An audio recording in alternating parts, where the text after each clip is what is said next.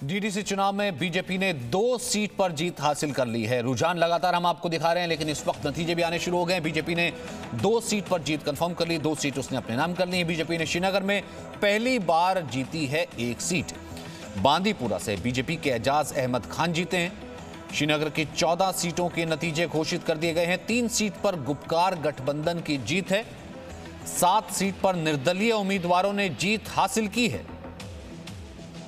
लेकिन श्रीनगर से पहली बार भारतीय जनता पार्टी की कैंडिडेट का जीतना ये एक बहुत बड़ा बदलाव है, ये एक बहुत बड़ा चेंज है। यानी कि 6 पार्टियों पर अगर देखा जाए तो एक पार्टी भारी पड़ी है।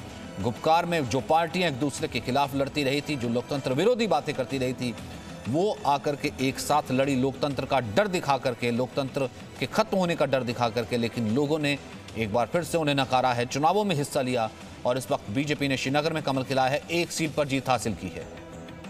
खालिद इस वक्त हमारे साथ मौजूद हैं। खालिद, एजाज से आपने बात भी की थी, वह कैंडिडेट जिन्होंने जीत हासिल की है। इस वक्त और जो बाकी सीटें हैं उनके क्या रुझान, क्या नतीजे सामने आ रहे हैं और क्या कहता क्या है फिलहाल जो आम वोटर है जिसने वोट किया था चेंज के लिए, डेवलपमेंट के लिए, वो इस वक्त कहता क्या है नतीजों के बारे में? देखिए, जितने भी हमने चरण कवर किए उसमें जो मेन मुद्दा जिससे भी हमने मतदाता से बात की, उनने कहा है कि विकास, डेवलपमेंट, बेरोज़गारी, इन मुद्दों पे उनने वोट किए हैं।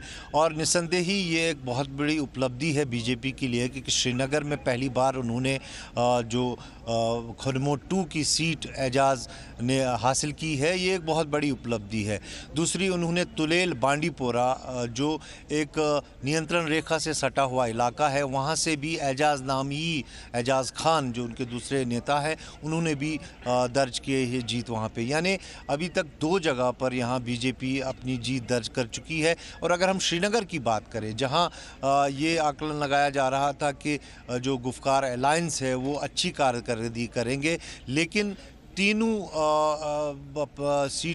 सीटें केवल उन्होंने ली है 6 पार्टीज़ ने।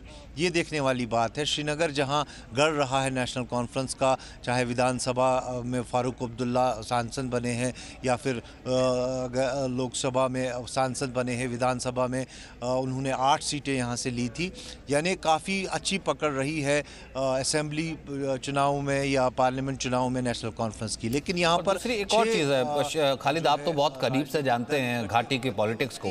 जब 370 नहीं था, जम्मू कश्मीर में भी जिसे कहते हैं कि सिर्फ कश्मीर से जो है जम्मू और बाकी रीजन्स को चलाना, दूसरी तरफ एक डायनेस्ट पॉलिटिक्स यानी कि एक परिवार, या मुफ्ती परिवार या फिर नेशनल कॉन्फ्रेंस जो है अब्दुल्ला परिवार, उसके अलावा लोगों को ना कोई विकल्प देना, ना कोई विकल्प तैयार होना। अगर ऐसा होता था तो फिर अलगाववाद की स्थिति आ जाती थी।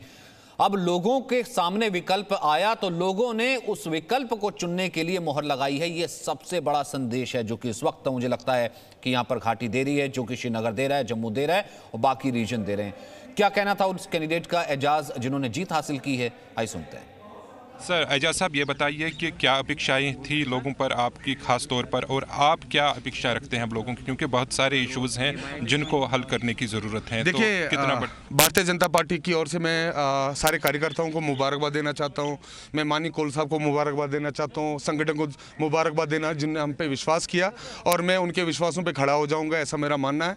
लोगों की बड़े मसाइल है, यहाँ डेवलपमेंट बहुत बड़ी प्रायोरिटी है, हमारे ऊपर बहुत बड़ी प्रायोरिटी होगी, और करप्शन को कैसे कंट्रोल करना है, ब्यूरोक्रेसी को कैसे हम लोग नकेलना है, जो लोगों के मसाइल है उनको हम लोग कैसे काम करें, ऐसा हमारा मानना है। आने वाले समय में आप देखेंगे ये जो कॉन्स्टिट्यूंसी होगी ये मॉडल के तौर पे हम लोग ले लेंगे, ताकि आने वाले समय में जब विकास की कहीं पे बात उठे तब उस कॉन्स्टिट्यूंसी का नाम पहले आ जाए, ऐसा हमारा मानना है। निर्वाचन क्षेत्र हैं जहां पर सबसे ज़्यादा अधिक जो वोटिंग हुई है वो अब जबकि काउंटिंग हो रही है, ज़्यादातर सीटें जो हैं पीएचडी के पास हैं और अन्य पार्टियों के पास हैं। ऐसे में आपका ये पहले बहानाबाजी मारते हैं, पहले कुछ और बोलते हैं। आपको मैं बताना चाहता हूँ, जहाँ भारतीय जनता पार्टी की जीत हुई है वहां 64% पोलिंग हुई है, और 64% में भी 50% से ज्यादा भारतीय जनता पार्टी को। तो जो भी लोग ये बोलते हैं कि शायद भारतीय जनता पार्टी ने ये सीट सिर्फ कम वोटिंग के कारण निकाली है, वो गलत है। और उनको ये जवाब मिलना चाहिए कि 64% वोटिंग में भारतीय जनता पार्टी की सीट निकालना यहाँ के लोग ये दर्शाता है कि माननीय प्रधानमंत्री जी और भारतीय जनता पार्टी के ऊपर कितना विश्वास है।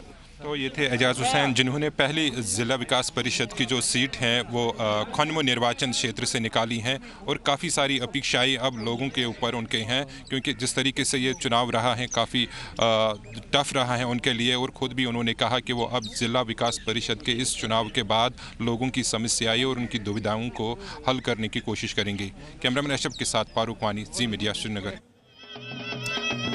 ये देखिए ज़रा आप ये तस्वीरें देखिए, ये इस वक्त जो कैंडिडेट जीत रहे हैं, डेवलपमेंट काउंसिल के चुनाव हैं, जो कैंडिडेट जीत रहे हैं एक दूसरे को मुबारकबाद देते हुए, हम कश्मीरी एक दूसरे को मुबारकबाद देते हुए, आम लोग और उनके समर्थक खुशी का जश्न मनाते हुए।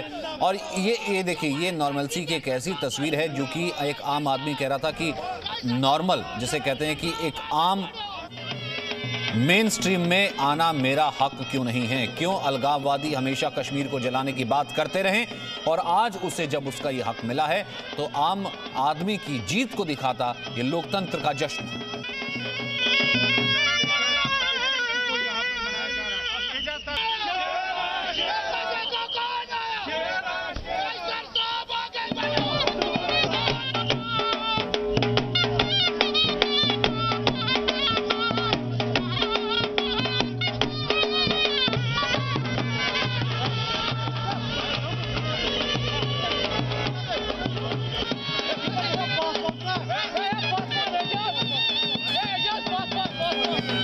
क्योंकि पहले रुझान आ रहे थे, जैसे जैसे रुझान जो है अब नतीजों में तब्दील होते चले जा रहे हैं। देखिए इस वक्त भारतीय जनता पार्टी 50 सीटों पर इस वक्त आगे चल रही है।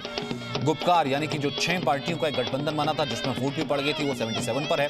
अब 6 पार्टियां बनाम एक पार्टी, 6 पार्टियां जिन्होंने डर दिखाया कि देखिए तिरंगा तो हमारा झंडा ही नहीं है, जो देश के झंडे के नाम पर चुनाव लड़ने से इनकार कर दिया, जिन्होंने लोकतंत्र को अपनाने से इनकार कर दिया और लोगों को धमकाने की राजनीति, क्योंकि उनका डर यही था कि अगर कोई विकल्प आ गया और लोगों ने विकल्प को चुना, लोगों ने विकास को चुना, तो 370 के बाद उनकी राजनीतिक दुकान जो बची खुची है वो भी खत्म हो जाएगी। और वही लोगों ने मोहर लगाई, लोगों को विकास चाहिए और उसी विकास के नाम पर लोगों ने वोटिंग की है। और देखिए भारतीय जनता पार्टी का हमने देखा, एजाज हुसैन जीते थे, वो भी ये कह रहे थे कि लोगों में कई भ्रांतियां थी जिसे दूर किया गया और लोग जो है 55%, 60% जो है वोटिंग टर्नआउट हुआ था। हमने देखा जो अपने आप में अप्रत्याशित था, जो आज से पहले जो 1 से 2% की तस्वीर यही पार्टियां दिखाया करती थी, नेशनल कॉन्फ्रेंस और पीडीपी, ये पार्टियां डर दिखा करके 1 या 2% वोटिंग टर्नआउट को पूरे कश्मीर का रिप्रेजेंटेशन बना करके जीत हासिल करके कह देती थी कि देखिए कश्मीर में डर है इसलिए कोई वोट नहीं करता, इसलिए जीत करके उसी पार्टी का कब्जा हो जाता था। लेकिन अब कहीं ना कहीं डायनेस्ट जिसे कहते हैं कि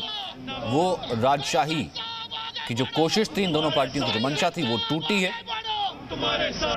और कश्मीरियों की तरफ अगर किसी ने रुख किया है तो वो सिर्फ विकास का रुख है, और वो इन चुनावों से साफ नजर आ रहा है।